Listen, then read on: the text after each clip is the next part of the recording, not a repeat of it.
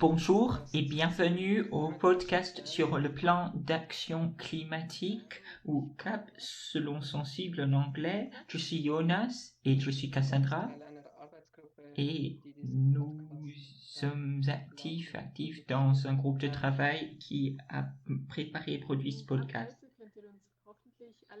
Et aujourd'hui, nous lançons une série de podcasts qui paraîtront toutes les 2 semaines, espérons, sur les différents chapitres du CAP avec des invités qui ont contribué à la rédaction du plan. Dans cet premier épisode, nous souhaitons la bienvenue à Nico et Anna de la Grève du climat suisse, qui sont parmi les rédactrices du plan. Je leur donne la parole pour nous expliquer en bref leur contribution, comment elles se sont lancées dans cette aventure. Je m'appelle Anna, je suis active dans la grève du climat dans la région de Zurich. Nous avons lancé le CAP en 2019. L'idée est venue en printemps, en été. C'était clair que nous avions besoin d'un plan pour montrer comment nous envisageons de réaliser notre revendication de zéro émission nette d'ici 2030. Alors, un tel plan n'existait pas en Suisse et il ne me semble pas que la politique allait la créer. Donc, c'était à nous de le faire et j'étais motivé pour la créer ensemble avec des experts. Salut, je suis Nico, je suis aussi de la région de Zurich et comme Anna, je trouvais qu'il y avait un très grand potentiel de faire la grève du climat plus concrète en faisant un tel plan, mais il fallait vraiment faire un plan concret, il fallait un chemin ou des pistes pour montrer comment on pouvait sortir de cette crise climatique. Et le projet m'a vraiment parlé, donc j'ai rejoint l'équipe assez rapidement.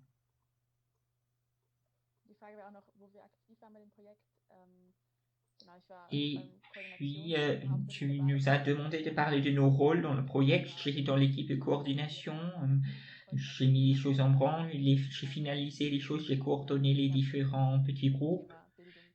Et puis, j'ai soutenu et j'ai coordonné un peu la section éducation dans le CAP. En tant que moi, j'étais dans le groupe coordination, aussi dans le groupe de travail énergie. Super.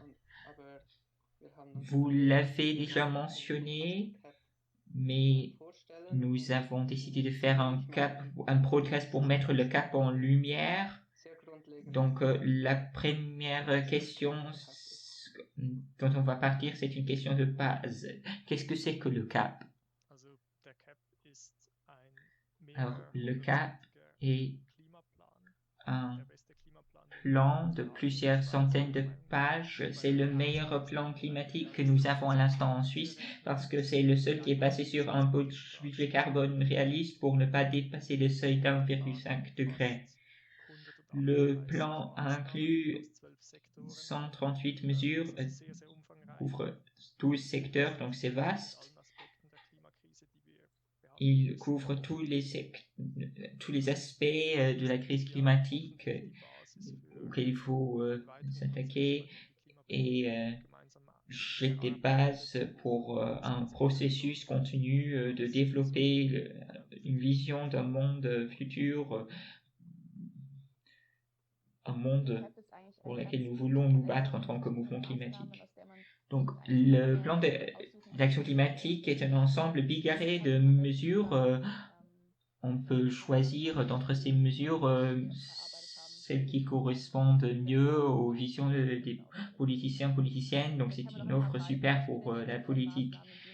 Je vais vous donner quelques idées de mesures pour que vous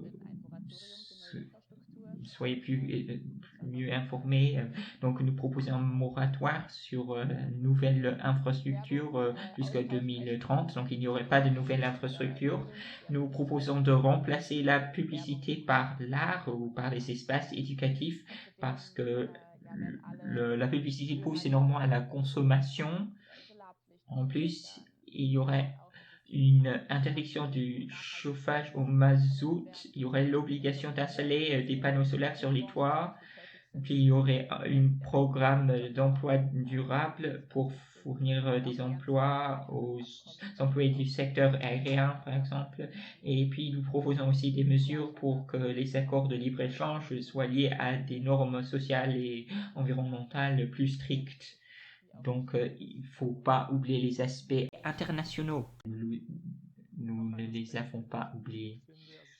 Puis un autre aspect que je trouve important, qu'est-ce que c'est que le CAP, tu nous as dit?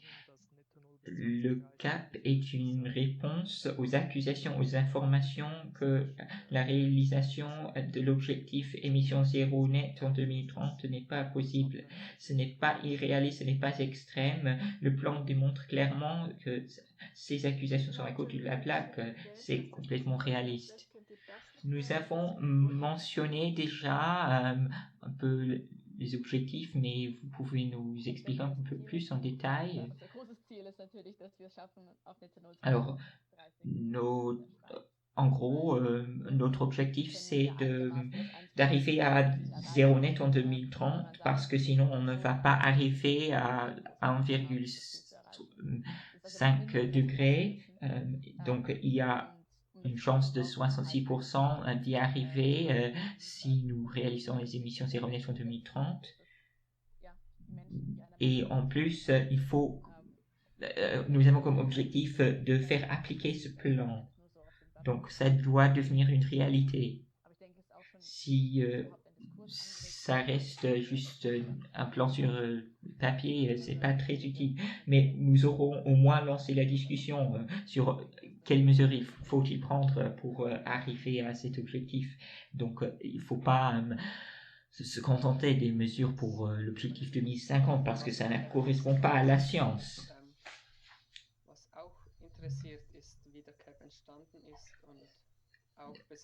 Nous avons parlé un peu de l'objectif, mais nous aimerions bien savoir aussi comment le CAP est né, comment il a été développé. Il a été écrit par 12 groupes thématiques. Chaque groupe a écrit un chapitre sur un sujet et ces groupes comprenaient à la fois des jeunes grévistes du climat et des experts d'experts. Ils ont élaboré des visions et des mesures sur chaque sujet et ça s'est déroulé sur à peu près un an. Il y a eu un sommet où les groupes ont pu s'échanger et voir où on en est avec le plan dans son ensemble, mais pour le reste, le développement du plan a été assez autonome. Puis nous, la coordination, avons réglé quelques contradictions mineures et ajouté un résumé. Au total, plus de 70 personnes ont été impliquées dans le processus de rédaction, dont au moins 40 scientifiques.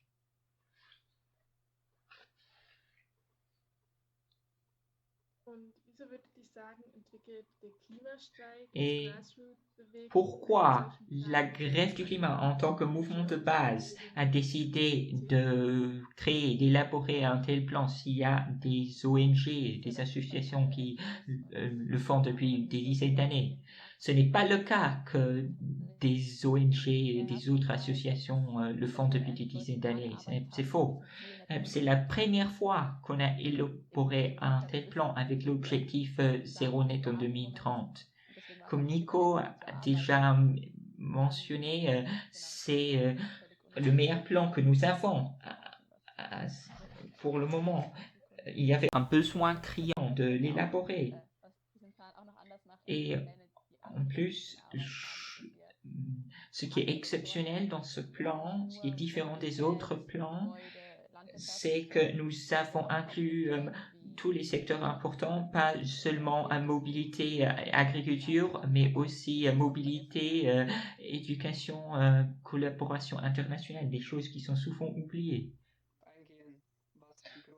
Vous pouvez nous expliquer un peu plus en détail quelles sont les différences principales entre le CAP et les autres plans climatiques qui ont été élaborés? Alors, la différence majeure primaire, c'est l'objectif que nous nous donnons. Nous avons un budget carbone qui correspond à 1,5 degré, donc les mesures sont beaucoup plus ambitieuses que le master plan climat, même de l'Alliance climatique, qui a été considéré comme extrêmement ambitieux.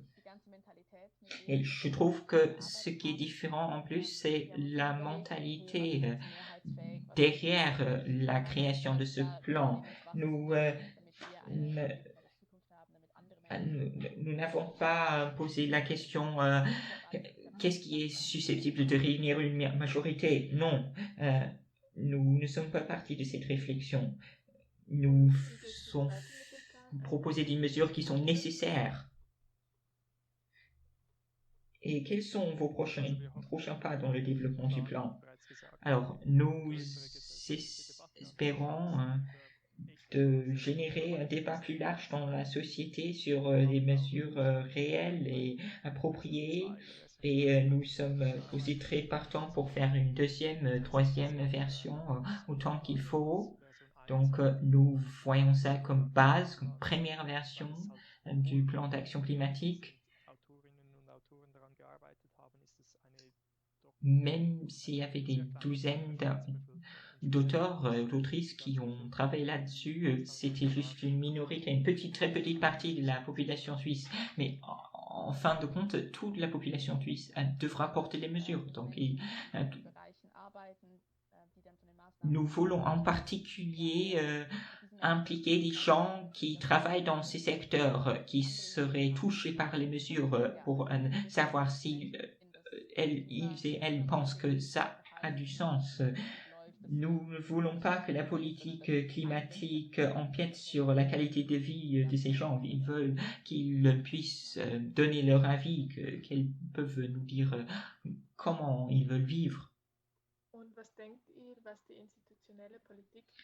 Et qu'est-ce que vous pensez que la politique institutionnelle va faire avec ce plan?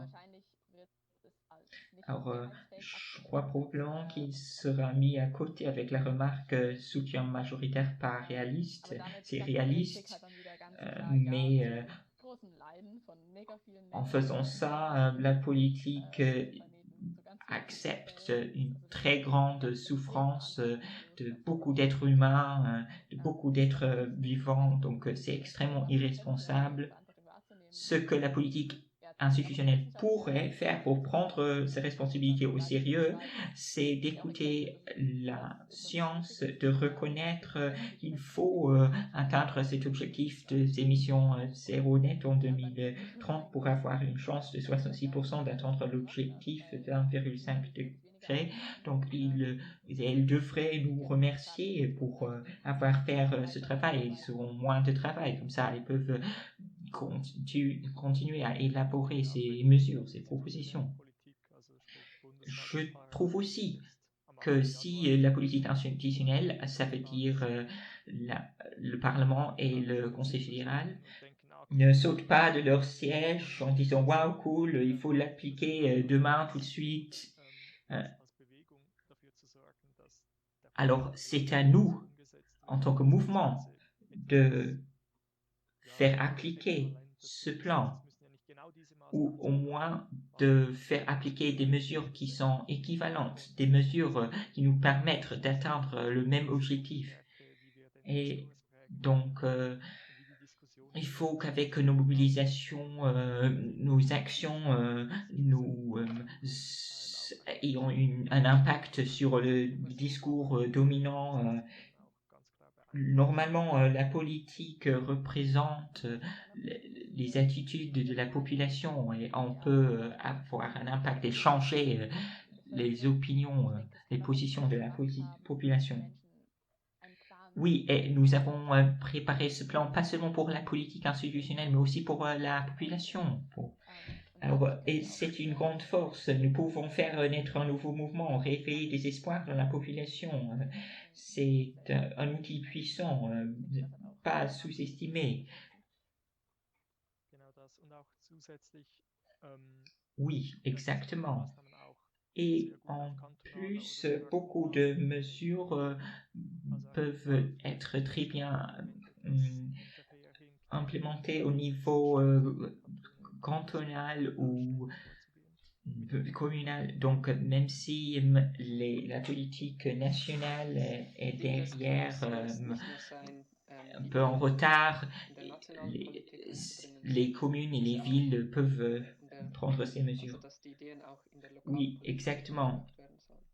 Nous pouvons porter ces mesures dans la politique à l'échelle locale. Pas tout peut être appliqué au niveau local. Ça n'a pas de sens si une commune impose une taxe sur l'essence, par exemple. Ça relève de la compétence de la politique nationale. Mais par exemple, les règlements d'urbanisme sont de la compétence des cantons, parfois des communes. Donc il y a beaucoup d'exemples de comment on peut procéder. Dans l'agriculture et l'énergie, on peut réaliser énormément de choses en ce qui concerne la promotion des énergies renouvelables, par exemple.